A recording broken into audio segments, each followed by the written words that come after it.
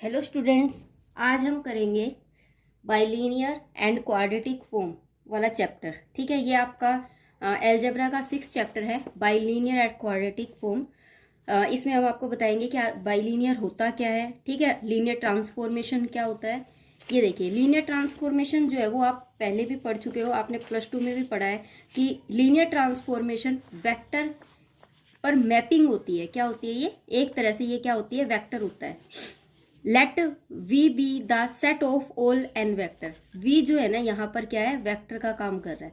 इसमें मैपिंग कैसे लगाते हैं? आपने 10th में जो +2 में जो पढ़ा है वो कैसे पढ़ा है कि एफ एक्स पर मैपिंग है और वो किसके टेंस टू है? वाई के ऊपर। आपने ये 10th में या +2 में भी पढ़ा है। ठीक है, तो इस तरीके की मैपिंग आपने पढ़ी है। ये क्या होता है? ये मेरा क्या है? वेक्टर है। ये क्या है? आपका वेक्टर। और ये भी क्या है? मेरा वेक्टर है। ठीक है, अब देखो ये किसके ऊपर है? एफ फील्ड के ऊपर है। किसके ऊपर है? ये दोनों ही एफ फील्ड के ऊपर है। एफ फील्ड का मतलब यहाँ पर क्या होता है कि अगर ये रियल नंबर पर है तो ये भी रियल नंबर है, ये अगर कंजुगेट नंबर है तो ये कंजुगेट नंबर है। ठीक है, इट मीन्स ये सेम फील्ड के ऊपर है। ये एक तरह से आप ये लगा लो, एक ही खेत में है। ये एक्स भी और वाई भी दोनों ही क्या है? एक ही खेत में है, एक ही खेत में है या एक ही फील्ड में है। इसका जो फील्ड होगा यही उसका फील्ड है। ठीक है, अवर सेम फील्ड। ये देखो एफ एक्स जो है यहाँ पर क्या लेना है? यहाँ वी लेना है। एफ एक्स की जगह पर यहाँ क्या ले रहे हैं? वी ले रहे हैं। तो मैपिंग जो है आपकी ऐसे हो रही है। तो ये किसके ऊपर है? ये भी फील्ड के ऊपर है और ये भी किसके ऊपर है? फील्ड के ऊपर है। ये वेक्टर दोनों ही किसके ऊपर है? अवर द फील्ड। ठीक है, उसके बाद देखो क्या दे रखा है आपको। जब आप मैपिंग करते हो, मैपिंग करने के बाद हम इसको कैसे लिख सकते हैं? मैपिंग करने के बाद हम ऐसे लिख सकते हैं, जैसे कि आपको ये दे दिया एफ वी, इसकी मैपिंग कर रहे हो, F V tends to V आ रहा है। ठीक है, तो मैं इसको कैसे लिख सकती हूँ? आप इसको ऐसे लिख सकते हो, एफ यहाँ पर वाई क्या हो गया? ये वाई हो गया। ठीक है, ये वाई इज इक्वल टू में ये क्या है? ए और ये वाई है। ठीक है, अब देखो यहाँ पर ये ए वाई है वो किसके बराबर है? एक्स के बराबर है। किसके बराबर है? ये एक्स के बराबर है। यहाँ वाई क्या है? वाई एक्स और वाई जो है ना, एक्स और वाई ये वी के ही है, ये वी में ही बिलोंग करते हैं। एक्स और वाई जो है वो आर एन वेक्टर है। क्या है? ये एन वेक्टर है। ये एक्स और वाई के अंदर ही है ये एन वेक्टर। ठीक है, तो देखो यहाँ पर एफ वाई जो है वो किसके इक्वल आ रहा है? ए वाई के। ये मैपिंग के केस में ये इक्वेशन बनेगी मेरी। ठीक है, इसको हम x के इक्वल भी लिख सकते हैं। क्यों? क्योंकि हमने जैसे कि मान लीजिए आपने क्या लिया था, एफ एक्स हो गया, तो ये हमारी मैपिंग जो है वो x के ऊपर भी हो सकती है। अब यहाँ पर x क्या है? x क्या है? आपकी x1 x2 x3 xn तक हो सकता है, क्योंकि उसने क्या बोला है कि ये x एंड y जो है वो आर एन वेक्टर है। क्या है? ये एन वेक्टर। इसी तरीके से अगर मैं y को लिखती हूँ तो आप क्या लिख सकते हो? y1 y2 और yn ऐसे लिख सकते हैं हम। ठीक है, हो गया क्लियर? उसके बाद देखो क्या दे रखा है कि A is a square matrix of order n। A जो है यहाँ पर A क्या है? A आपको यहाँ पर मल्टीप्लाई में दे रखा है ना इसके साथ में। A क्या है? आपका A स्केयर मैट्रिक्स है। स्केयर मैट्रिक्स है A आपका, और वो भी किसकी? ऑर्डर n की। मतलब ऑर्डर क्या है इसका? n है, वो है आपकी A। उसके बाद देखो क्या दे रखा है, y is a transformed by the square matrix A on x। देखो y जो है वो ट्रांसफॉर्म किया जा रहा है किसके द्वारा? By the square matrix. देखो कहने का मतलब क्या है कि यहाँ पर इसने बोला, इस लाइन का मतलब देखो y is transformed, y is transformed by the square matrix on x. इसका मतलब ये है कि y को हम क्या कर रहे हैं? ट्रांसफॉर्म कर रहे हैं, मैपिंग लगा रहे हैं y की। y को हम ट्रांसफॉर्म कर रहे हैं। एफ वाई को ट्रांसफॉर्म जब करते हैं, मतलब हम इसको इस तरीके से जब लिखते हैं तो वो किसके टेंस टू आ रहा है? एक स्केयर मैट्रिक्स ए, एक स्केयर मैट्रिक्स ए, और किसके ऊपर वो square matrix? On x. Clear है? एक स्केयर मैट्रिक्स है ऑन एक्स के ऊपर। तो इस तरीके से मेरी ये ट्रांसफॉर्म हो रही है ये इक्वेशन। ठीक है, और उसके बाद देखो क्या दे रखा है, ए का डिटर्मिनेंट कभी भी है ना इज इक्वल टू 0 नहीं आएगा। वो कैसे? अगर यहाँ पर ए का डिटर्मिनेंट अगर जीरो आ जाएगा तो ये पूरी इक्वेशन जीरो हो जाएगी, जो कि पॉसिबल नहीं है। तो इसने बोला कि A is not equal to zero, then the linear transform F is called non singular transform. तो इस तरह की जो ट्रांसफॉर्म होती है उसे हम क्या बोलेंगे, नॉन सिंगुलर ट्रांसफॉर्म भी कहते हैं। ठीक है, इट मीन्स क्या है कि ए का determinant not equal to zero होगा, तो लीनियर ट्रांसफॉर्मेशन को मैं ये बात कह सकती हूँ कि वो नॉन सिंगुलर ट्रांसफॉर्मेशन ऑटोमेटिक होगी, ये आपको ध्यान रखना है। उसके बाद देखो, अगर ए का डिटर्मिनेंट जीरो के बराबर आता है then it is a singular transform. ठीक है, तब ये क्या होगी, सिंगुलर ट्रांसफॉर्मेशन होगी, नॉट नॉन सिंगुलर ट्रांसफॉर्मेशन।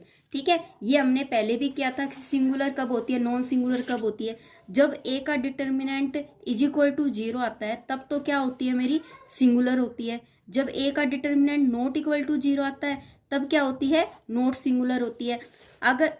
अगर आपका ए का determinant not equal to zero है तब आपकी जो लीनियर ट्रांसफॉर्मेशन है वो कैसी होगी, आपकी नॉन सिंगुलर लीनियर ट्रांसफॉर्मेशन होगी। कैसी होगी, नॉन सिंगुलर लीनियर ट्रांसफॉर्मेशन। ठीक है, हो गया क्लियर। उसके बाद देखो क्या दे रखा है, इफ यदि लीनियर ट्रांसफॉर्मेशन आपको इस तरीके से दे रखी है, डिफाइंड है आपको, तो एफ वाई जो है वो इज इक्वल टू में ए वाई गिवन है, F y is equal to A y, ये हमने अभी ऊपर किया, is equal to x is a non singular, x भी नॉन सिंगुलर है। ठीक है, एक्स इज नॉन सिंगुलर, वो कैसे, अब देखो अभी हमने कहा कि अगर ए का determinant not equal to zero है, अगर ये नॉट इक्वल टू जीरो है तो नॉन सिंगुलर है, तो नॉन सिंगुलर है। तो अब आप ये देखिए, आपको ऐसे दे रखा है एफ वाई जो है वो इज इक्वल टू आपका ए एक्स है, अभी हमने कहा इसका determinant not equal to zero है। अगर ये नॉट इक्वल टू जीरो तो ये पूरी टर्म जो है इसका डिटर्मिनेंट कभी भी इज इक्वल टू जीरो नहीं होगा, जीरो नहीं होगा, ये वाई है। तो अगर ये जीरो नहीं होगा तो इसके इक्वल ही तो है ये, तो ये भी क्या हो जाएगी आपकी, नॉन सिंगुलर हो जाएगी। एक्स इज नॉन सिंगुलर कब, जब ए का determinant not equal to zero. Clear है। देन फंक्शन कैसा होगा, 1 to 1 होगा। वो कैसे, देखो 1 to 1 कैसे होगा, हम क्या करेंगे, y1 और y2 जो है वो मैंने आपको ये, जैसे कि आपकी मैपिंग कैसे थी, इस तरीके से थी, v टेंस टू v। ठीक है, ये भी अवर फील्ड के ऊपर और ये भी अवर द फील्ड के ऊपर मैपिंग चल रही है। मैंने क्या कर लिया, आपने क्या लिया, यहाँ पर y ले रखा है। इट मीन्स क्या है कि y जो है वो किसके अंदर बिलोंग करता है, v के अंदर है। ठीक है, तो अब मुझे 1 to 1 की मैपिंग दिखानी है, 1 to 1। आपने ये +2 में भी किया, 1 to 1 की मैपिंग दिखाने के लिए मेरे पास दो कंडीशन होती थी, या तो मैं क्या कर दूं, x1 को x2 के इक्वल लिखा, जैसे कि ये डोमेन हो गया, ये कोडोमेन हो गया, इसकी हर एक इमेज जो है ना इसके अंदर बननी चाहिए, इसकी हर एक इमेज इसमें बननी चाहिए और एक ही इमेज होनी चाहिए। ठीक है ऐसा नहीं कि एक से ज्यादा हो, ठीक है, यूनिक इमेज होनी चाहिए।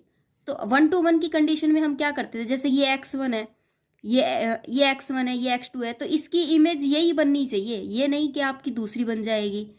ठीक है, इसकी इमेज जो है डबल नहीं हो सकती, इस तरीके से होती है। अब देखो, या तो x1 is equal to x2 आना चाहिए था, या फिर x1 इज इक्वल टू में f(x2), ये वाली कंडीशन प्रूफ करते थे, दो चीज प्रूफ करते थे। अब देखो यहाँ पर v है, यहाँ y ले रखा है, इट मीन्स क्या है कि y जो है वो किससे बिलोंग कर रहा है, v से। तो y के अंदर मुझे x1 और x2 की टर्म में लेके आना है, तो मैं क्या कर सकती हूँ, y1 एंड y2 को क्या मान सकती हूँ, बिलोंग टू v के अंदर है दोनों। y1 ये स्मॉल नहीं कैपिटल ही लेना है, तो y1 और y2 किस में बिलोंग कर रहे हैं, आपके इसके अंदर बिलोंग कर रहे हैं। अब देखो यहाँ पर f(y1) है, तो मैं कैसे लिख सकती हूँ, f यहाँ पर क्या है आपका y1 है, तो मैं ऐसे लिख सकती हूँ f(y1) इज इक्वल टू में y2। ठीक है, f(y1) इज इक्वल टू में मैं क्या लिख सकती हूँ, f(y2)। क्यों, क्योंकि 1 ये क्या दिखा रहा है मैपिंग, ये 1 की मैपिंग दिखा रहा है। ठीक है, अब देखो आपको पता है कि f(y1) इज इक्वल टू में f(y2) अगर आप ले रहे हो, ठीक है, अभी हमने क्या किया, जैसे कि ये होती थी y इज इक्वल टू में क्या होता था, ax होता था। अगर यहाँ y1 ले रहे हो आप, तो y1 तो इज इक्वल टू में ये भी क्या हो जाएगा, x1। अगर f(y2) ले रहे हो आप, तो ये भी क्या हो जाएगा, ax2 हो जाएगा। इसी तरीके से f(y1) क्या हो जाएगा, ax1 हो गया, और ये क्या हो जाएगा, ax2 हो गया। ठीक है, अगर मैं a और a को हटा दूँ, मतलब अगर मैं इसको इनवर्स अप्लाई कर दूँ बोथ साइड, क्योंकि हम इसके अंदर ऐसे भी नहीं हटा सकते कि आप इसको कट कर दो। ठीक है, ऐसे नहीं कर सकते हो, तो हम क्या लेंगे, टेक इनवर्स ले लेती हूँ। अगर मैं टेक इनवर्स अगर ले लेती हूँ तो मैं क्या हो जाएगा, x1 इज इक्वल टू में a इनवर्स x2, तो ये क्या हो जाएगा x1 इज इक्वल टू में x2 हो गया। इसका मतलब ये क्या कर रहा है, 1 to 1 की भी प्रॉपर्टी को क्या करता है, होल्ड करता है। अगर ये a डिटरमिनेंट कभी भी 0 के इक्वल नहीं आता तो a इनवर्स क्या करेगा, एग्जिस्ट करेगा। ठीक है, ये तो सिर्फ मैंने आपको थोड़ा सा इसके अकॉर्डिंग बताया है, लेकिन आपको ज़रूरत नहीं है। ज़रूरत सिर्फ और सिर्फ आपको इस चीज़ की पड़ेगी कि F y is equal to में हम ए वाई भी लिख सकते हैं। ए जो है वो मेरा क्या होता है, कुछ भी नॉन कॉन्स्टेंट टर्म भी हो सकती है। ठीक है, जैसे कि मान लीजिए ए जो है वो मेरा ये होगा, जब आप कोई मैट्रिक्स अप्लाई करते हो तो आपके जो साथ में वेरिएबल आते हैं, जैसे कि मान लीजिए A11 हो गया। ठीक है, उसके बाद यहाँ पर आता है x1। ठीक है, A12 हो गया, यहाँ x ये 11 हो गया, ये x11 हो गया। इस तरीके से ये वाली जो चीज़ होती है ना, ये A में हो जाएगी, ये क्या होगी आपकी A होगी। ठीक है, बस मुझे इसका ही यूज है और किसी चीज़ का यूज नहीं है। देखो आगे बाइलीनियर फॉर्म क्या होती है, बाइलीनियर फॉर्म जो होती है, बाइलीनियर नाम से पता चलती है, जिसमें बाई दो चीज़ों का यूज होता है। इसका मतलब क्या है, दो समेशन लगेंगे, एक तो आई इज इक्वल टू 1 से लेकर n और एक आई इज इक्वल टू में 1 से लेकर m, दो समेशन लगेंगे, बाइलीनियर लगेगा। ठीक है, और ये किसके ऊपर लगेगा, बाइलीनियर फॉर्म में किसके ऊपर लगेगा, ये ए आई जे। ठीक है, इस तरीके से लगेगा ए आई जे, और एक को एक्स आई, और ये क्या हो जाएगा आपका वाई आई, वाई जे। ठीक है, ये सॉरी जे बेटा। ठीक है, एक तो होगा आपका n, j is equal to में 1 to आप चाहे j is equal to 1 to m भी ले सकते हो, i is equal to 1 to n ले सकते हो, इससे कोई इफेक्ट नहीं पड़ेगा। लेकिन अगर आपका डिटो बुक का ही लेना है तो आई इज इक्वल टू 1 से लेकर आप m लोगे, और summation j is equal to 1 के लिए आप क्या लोगे, n लोगे। यहाँ पर क्या है, ए आई जे और एक्स आई और वाई जे है। ठीक है, इस तरीके से जो फॉर्म आती है ना, उसे हम बोलते हैं बाइलीनियर फॉर्म। ये हमें याद रखना है, बाइलीनियर फॉर्म।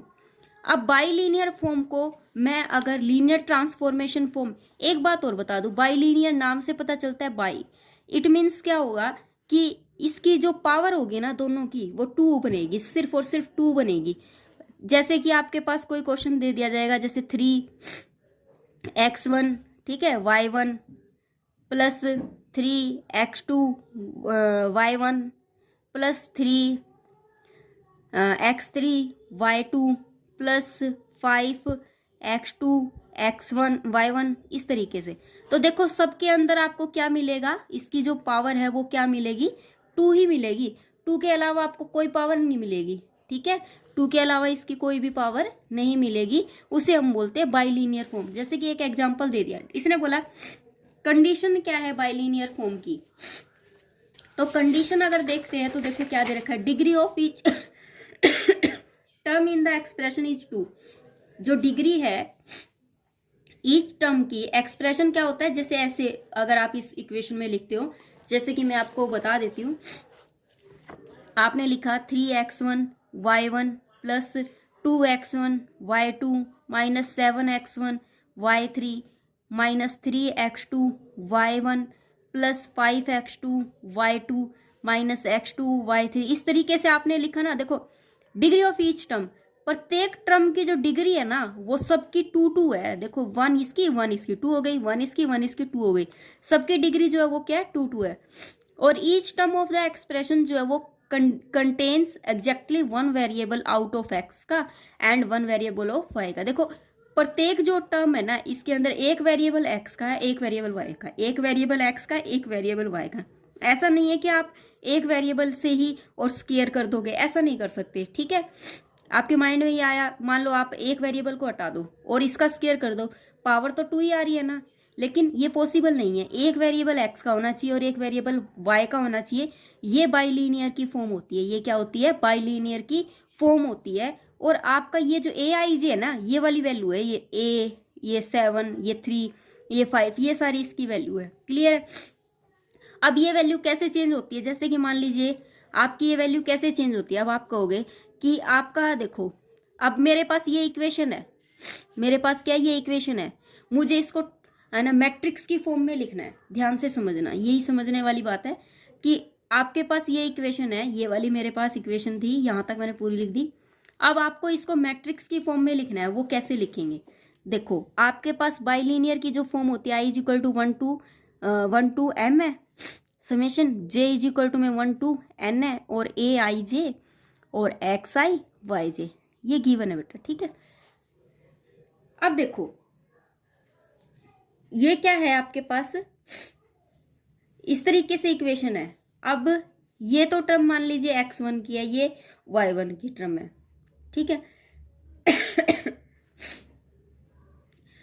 तो जब आपका यहाँ पर क्या होगा, ये क्या है, अगर मैं 1 पुट करती हूँ तो ये 1 1 हो गया, ठीक है, x1 y1 हो गया, ठीक है, x1 y1। अब देखो x1 और y1 के साथ में जो भी टर्म है क्या है, ये वाली है, तो यहाँ क्या आ जाएगा 3 आ जाएगा। इसी तरीके से फिर उसके बाद क्या आता है, a 1 2 अगर लेती हूँ 1 2, तो यहाँ x1 और ये क्या हो जाएगा y2, ठीक है। तो ये वाली टर्म है, तो इसके साथ में जो टर्म होगी वो मैं क्या लिखूंगी, यहाँ लिखूंगी, क्लियर है। तो देखो x1 और y2 के साथ में ये 2 आ रहा है। इस तरीके से जो ये मैट्रिक्स ये डाली जाती है, ठीक है। अब देखो आपने ये मैट्रिक्स डाल दी, अब उसके बाद यहाँ पर x2 y1 दिया हुआ है। अब आप क्या चेक करोगे, x2 और y2 भी देखना पड़ेगा, ठीक है। तो हमारा x2 के लिए क्या कंडीशन होगी, यहाँ पर 2 होगा और यहाँ पर 1 होगा, क्योंकि यहाँ पर अब i की जगह पर क्या होना चाहिए, 2 होना चाहिए, तो i की जगह पर 2, तो 2 तब क्या होगा x2 और y1। अब देखो x2 और y1 के केस में क्या आ रहा है, -3 और 2 1 कहाँ बनता है, यहाँ बनता है, तो -3। तो इस तरीके से आप इस मैट्रिक्स को ड्रॉ कर सकते हैं, ठीक है। अब देखिए आगे क्या दिया हुआ है, उसी के बारे में पूरी डिटेल है कि I is equal matrix notation of bilinear form. जो चीज़ मैंने आपको पहले बता दी वही चीज़ अब आपको यहाँ देखनी है कि आप बाइलिनियर फॉर्म को कैसे मैट्रिक्स की फॉर्म में नोटेश कर सकते हो। नोटेशन कैसे करोगे इसकी, आपके पास I इज इक्वल टू 1 से लेकर m है, j इज इक्वल टू 1 से लेकर n है, और ए आई जे एक्स आई और y j is equal to में।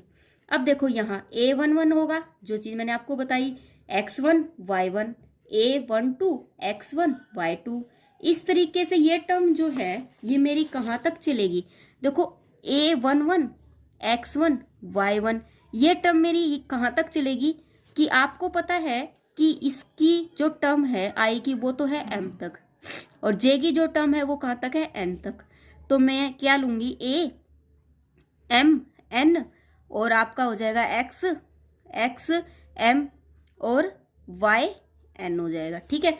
ये यहाँ तक चलेगी इसी तरीके से, ठीक है।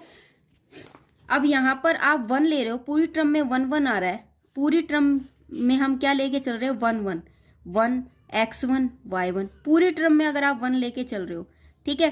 तो यहाँ पर क्या लिखोगे, सिर्फ एक ही लाइन की बात हो रही है, तो ये तो क्या रहेगा सेम रहेगा, ये क्या रहेगा 1 रहेगा, ये 1 रहेगा। उसके बाद ये वाला जो है ये वाला क्या रहेगा 1n, और आपका ये क्या रहेगा x1 और yn, ठीक है।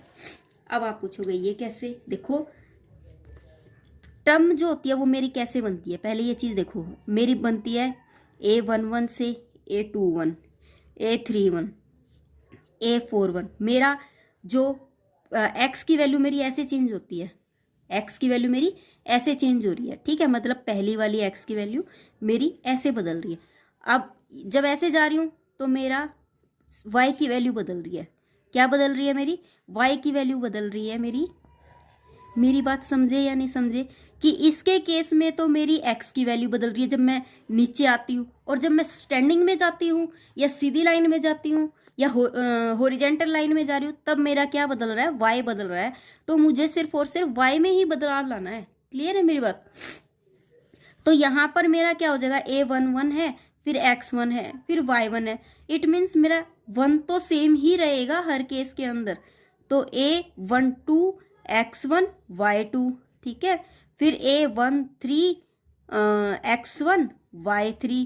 इस तरीके से मेरी a1n x1 और yn। अब n तक क्यों लिया, क्योंकि बाइलिनियर में आपने j जो है y के लिए जो है उस पर क्या है n तक है, तो मैंने n तक ले लिया।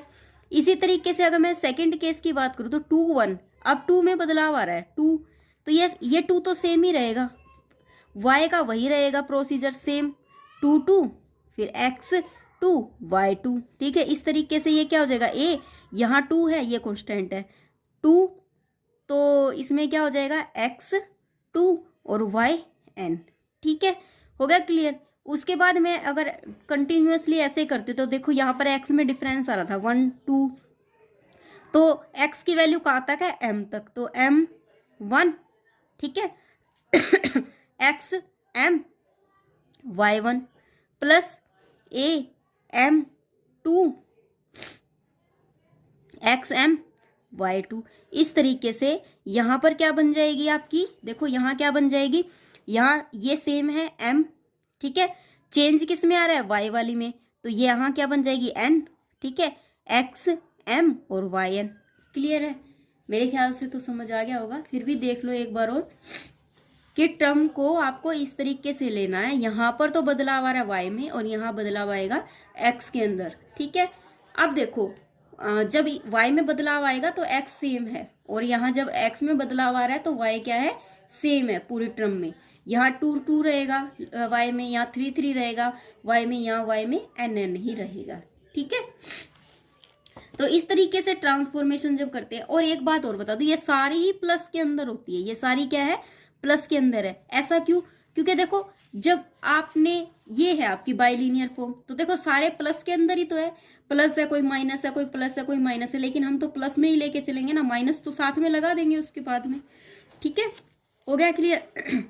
तो इससे मुझे क्या मिलती है, इससे मुझे क्या मिलती है कि ये पूरी जो टर्म है ना वो मेरी एक ही है, जो मेरी ये पूरी टर्म है ये एक ही है, ये पूरी एक ही है, ठीक है, हो गया। अब देखो x क्या है, यहाँ पर x ऐसे है, x क्या है x1 y x2, ठीक है, और ये है x m तक, ठीक है। उसी तरीके से y जो है y मेरा क्या है, y मेरा y1 और ये है yn तक। क्लियर है मेरी बात, ठीक है। उसके बाद देखो क्या करना है,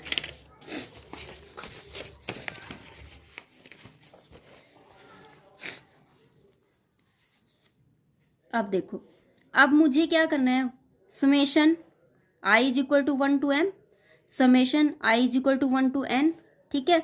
उसके बाद मेरा क्या है a i j और x i और y j, ठीक है। आपके पास ये चीज़ आ रही है, और मैंने जो निकाला उसमें आपको मैंने बताया कि x इज इक्वल टू में x1 से लेकर xm तक है, और y इज इक्वल टू में कैपिटल Y, ये y इज इक्वल टू में y1 से लेकर yn तक है।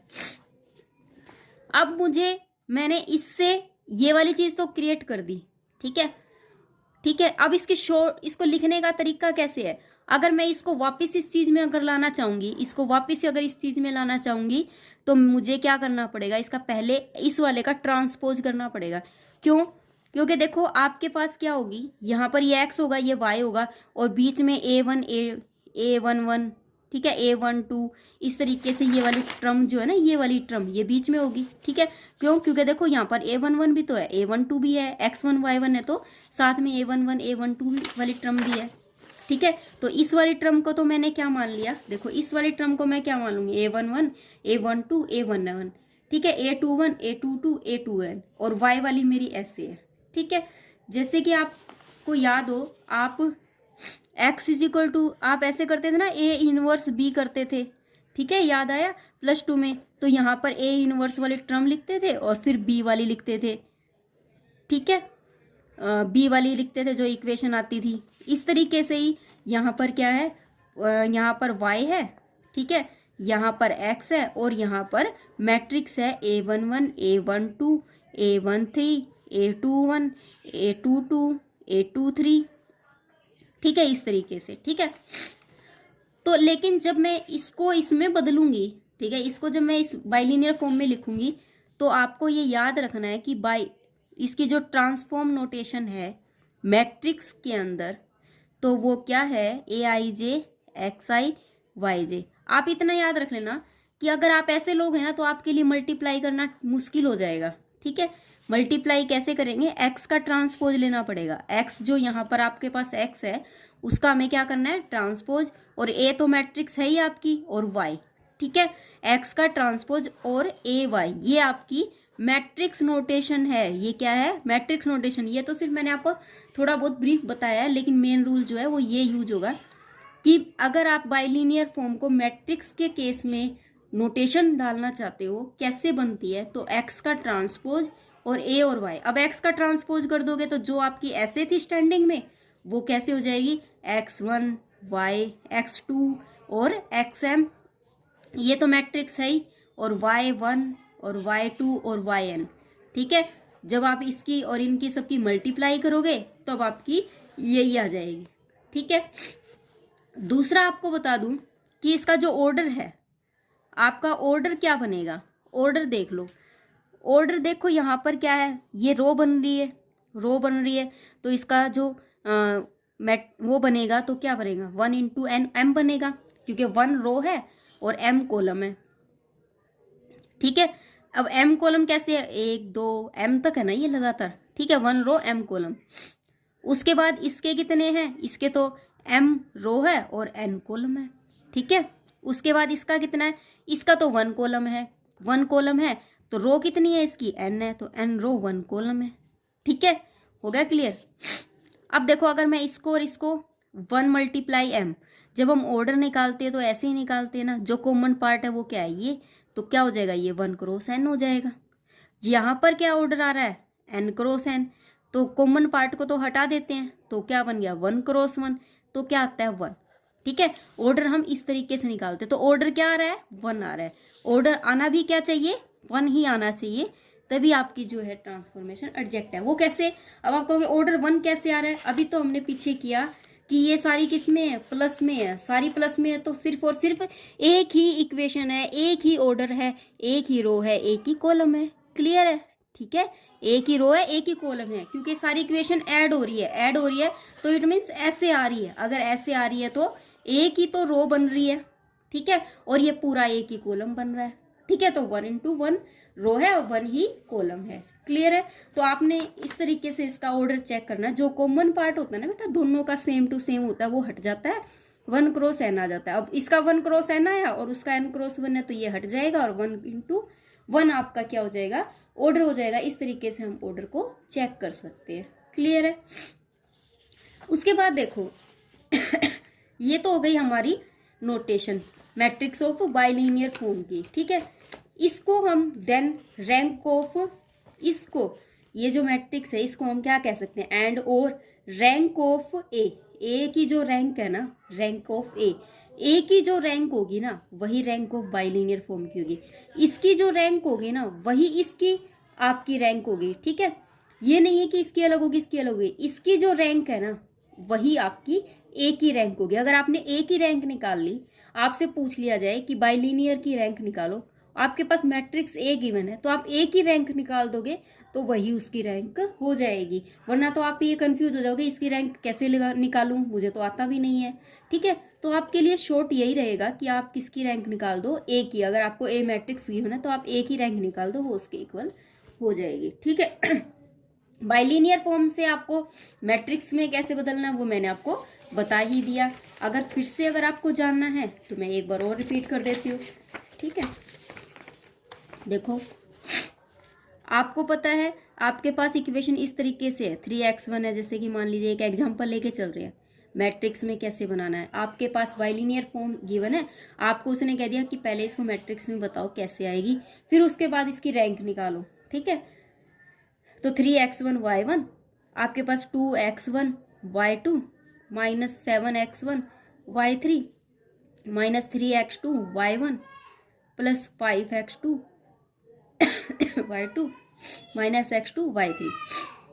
इससे आपको ये पता चल गया कि जो y की टर्म्स है वो 3 तक है, y1 है, y2 है और y3 है, और x की क्या है 1 1 1 2, x की जो है वो x1 है और x2 है, सिर्फ 2 ही है। तो मैं क्या मतलब, मेरी रो जो है वो क्या है 2 है और कॉलम क्या है मेरे 3 है। ये x वाली होती है और ये y वाली। तो मैं कैसे लिखूंगी, रो मेरी क्या है 2 है, तो x1 और x2 डाल दिया। अब मेरे ये 3 है तो y1 और x1 y2 x1 y3। ठीक है, ये क्या हो जाएगा x2 y1 x2 y2 और x2 y3। ठीक है, इस तरीके से मेरी बन जाएगी। अब देखो x1 y1 के साथ में क्या है 3, तो यहाँ 3 लिख देंगे। x1 y2 के साथ में क्या है 2, तो 2 लिख देंगे। और x1 y3 के साथ में क्या है -7। और यहाँ पर x2 y1 के साथ में क्या है -3, x2 y2 के साथ में क्या है 5, और x2 y3 के साथ में क्या है -1। तो ये आपकी मैट्रिक्स की फॉर्म आ गई A में। अगर मैं इसका रैंक निकाल दूं तो वही इसका रैंक हो जाएगा। ठीक है, अब आपको रैंक निकालना कैसे सीखेंगे। रैंक आपने वैसे सेकंड चैप्टर में भी निकालना सीख लिया, फिर भी एक बार बता देती हूँ कि रैंक कैसे निकालते हैं। रैंक हम निकालते हैं, ये इजी रहेगा। पहले आप इसका डिटर्मिनेंट निकाल दो। ठीक है, अब आप इसका डिटर्मिनेंट तो नहीं निकाल सकते क्योंकि डिटर्मिनेंट 3 × 3 का निकलता है, कोई ना कोई स्केयर मैट्रिक्स होनी चाहिए। एक बात और बता देती हूँ आपको कि अगर इस तरीके से हो 2 × 3, ठीक है, तो जो रैंक आती है ना, जो रैंक आएगी वो हमेशा क्या आएगी, छोटी आएगी। वो क्या आएगी, छोटी होगी। अगर ये शॉर्ट ट्रिक्स है, अगर 2 × 3 की अगर दे रखी हो, या 4 × अगर 3 में दे रखा हो, या 5 × 4 में दे रखा हो, तो जो छोटा होता है ना उस वही रैंक आती है, या फिर उससे भी छोटी आती है। या तो 4 रैंक आएगी या इससे छोटी आएगी, या 2 रैंक आएगी या इससे छोटी आएगी, या 3 रैंक आएगी या इससे छोटी। ये बड़ी वाली कभी भी नहीं आती, इतना तो कन्फर्म हो गया। इट मीन्स क्या, मेरी 3 तो नहीं आएगी, 2 रैंक हो सकती है। तो 2 रैंक चेक करने के लिए मैं क्या कर लेती हूँ, कोई भी 2 स्केयर मैट्रिक्स वाले उठा लेती हूँ, इसको हटा देती हूँ, 3 वाले को हटा देती हूँ। 3 वाली में ऐसा नहीं है कि आप इसी वाले को हटा सकते हो, आप इस वाले को हटाकर भी ये 2 ले सकते हो, इस वाले को हटाकर भी ये 2 ले सकते हो। ठीक है, लेना 2 वाला है, 2 × 2 वाला ही है। ठीक है, तो क्या होगा 3 2 -3 5 ले लिया मैंने। अब इसका क्या निकालना है, डिटर्मिनेंट निकालना है। ठीक है, डिटर्मिनेंट जब मैं निकालती हूँ तो इसका कितना हो जाएगा 15, ये कितना हो जाएगा आपका प्लस का 6, ये हो जाएगा ये होगा 21। अगर आपका डिटर्मिनेंट नॉट इक्वल टू 0 आए ना तो वही उसकी रैंक है, वही उसकी क्या है, रैंक है। तो डिटर्मिनेंट यहाँ नॉट इक्वल टू 0 आया, इसका मतलब इसकी रैंक क्या है, 2 है। अगर डिटर्मिनेंट इक्वल टू 0 आ जाता तो उसकी रैंक क्या होती है, उससे कम वाली देखते, फिर हम क्या देखते हैं, उससे कम वाली 1 देखते हैं। ठीक है, क्योंकि 3 वाली हो नहीं सकती, 2 वाली आपने निकाल के देख ली कि 2 वाली अगर मान लो आपकी ये 0 आ गई, 2 वाली आपकी 0 आ गई है, तो क्या बची, फिर रैंक 1 बचती। ठीक है, हो गया क्लियर। और अगर आपकी 2 वाली नॉट इक्वल टू 0 आती है तो आपका 2 ही रैंक होगा। ये आज हमने इतना ही करना है। उसके बाद देखो types of A bilinear form. Types जो होती है बाइलिनियर फॉर्म की वो क्या होती है, ए बाइलिनियर फॉर्म जो होती है वो आपको पता है इस तरीके से लिखी जाती है। वो सिमेट्रिक कब होगी, यदि ए इज ए सिमेट्रिक। अगर आपका ए सिमेट्रिक है, ये वाली चीज सिमेट्रिक है, तो ये भी सिमेट्रिक। अगर ये स्क्यू सिमेट्रिक है तो ये भी, इसको हम क्या बोलेंगे, अल्टरनेट बोलेंगे। ठीक है, और अगर ये ए हर्मिटियन है तो आपकी बाइलिनियर भी क्या है, हर्मिटियन है। अगर ये स्क्यू हर्मिटियन है तो ये अल्टरनेट हर्मिटियन है। इट मीन्स क्या, स्क्यू तो मतलब चेंज आ गया तो अल्टरनेट हो गया। ठीक है, method to write the matrix form, ये मैंने आपको बता दिया है कि किस तरीके से करना है। आगे जो इसकी फॉर्म है वो इम्पोर्टेंट नहीं है। ठीक है, बिल्कुल भी इम्पोर्टेंट नहीं है। ये मेरे पास नया मैथ है, ठीक है, इसी ईयर का। इसमें कहीं भी किसी भी थ्योरम के बारे में नहीं पूछा गया, तो हम इन थ्योरमों को फिर डिस्कस भी नहीं करेंगे। ठीक है, वैसे मैं आपको एक जनरली बता देती हूँ कि क्या होता है। ठीक है, a bilinear form remains a bilinear form when subject to linear transform. कोई बाइलिनियर फॉर्म आपके पास है और अगर आप उसके ऊपर bilinear form remains bilinear, bilinear forms हमेशा ही बाइलिनियर रहेगी। अगर आप उसके ऊपर लीनियर ट्रांसफॉर्मेशन भी लगा देते हैं तब भी वो क्या रहेगी, आपकी बाइलिनियर ही रहेगी। ऐसा नहीं है कि वो आपकी चेंज हो जाएगी। ठीक है, दूसरा रैंक जो होता है बाइलिनियर फॉर्म का वो रिमेन्स इनवेरिएंट का मतलब होता है फिक्स। ठीक है, वो हमेशा फिक्स रहेगा। कब, under the non singular transformation के अंदर। ठीक है, अगर मान लीजिए यहाँ पर क्या कहना चाहता है, अगर मान लीजिए आपने x का ट्रांसपोज और y का y, ये दोनों अगर आपने नॉन सिंगुलर ले लिए, अगर आपने ये दोनों नॉन सिंगुलर ले लिए तब भी इसकी रैंक वही रहेगी जो कि पहले थी। ऐसा नहीं है कि अगर आपने सिंगुलर ले लिए तो इसकी रैंक चेंज हो जाएगी, जो रैंक थी वही रहेगी, हर केस में सेम रहेगी रैंक। ठीक है, तीसरा जो है ये कैनोनिकल फॉर्म ऑफ बाइलिनियर जो है वो हम आपको एक बार बता देती हूँ। ठीक है, और वैसे जब हम क्वेश्चन करेंगे तब आपको क्लियर हो जाएगा।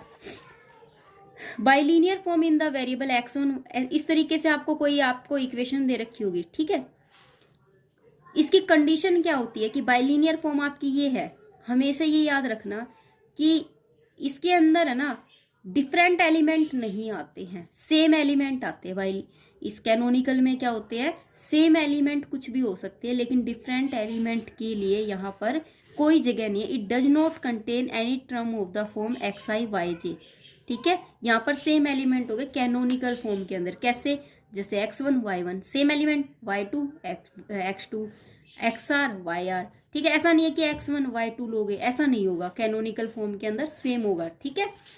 हो गया क्लियर। ये भी यही वाली बात कहता है कि आपके सेम सेम मिलेंगे, कब आपको डिफरेंट नहीं मिलेंगे।